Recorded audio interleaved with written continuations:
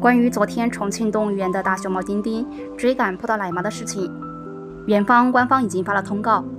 经过检查之后，人熊都是平安的。昨天我在发这个视频之前，也是去了解到了事情的前因后果之后才发了视频，同时也是在评论区或者是标题里面把前因后果用文字写了出来。但是很多人他是根本不听你在视频里面讲述了什么，也完全没有看文字写的前因后果，所以很多人在里面还在问为什么饲养员要把门给打开，把熊猫给放出来。很多都是站在一个上帝视角当一个审判官，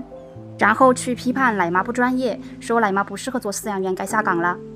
首先第一点，熊猫不是奶妈放出来的，大熊猫的院子都是有2个门的，高的这个是人走的，矮的这个是熊走的。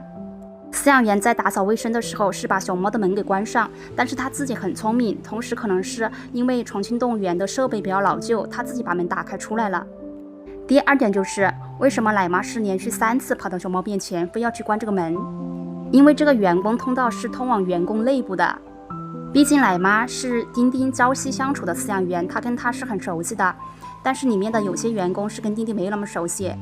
那么丁丁进去之后就有可能去伤害到其他人。虽然在这个过程当中他是没有真的想去伤害奶妈，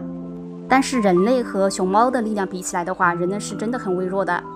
所以奶妈冒着3次危险去关这个门，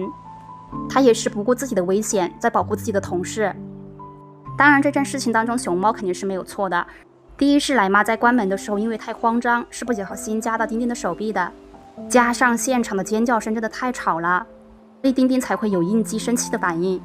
而且在扑倒奶妈的时候，他也是没有真的伸出爪子，也没有真的想去伤害奶妈，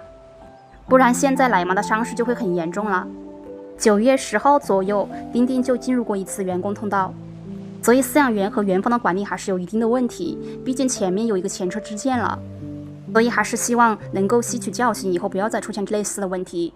而且重庆动物园确实设备会比较老旧，有些东西该换的新还是要换新了吧。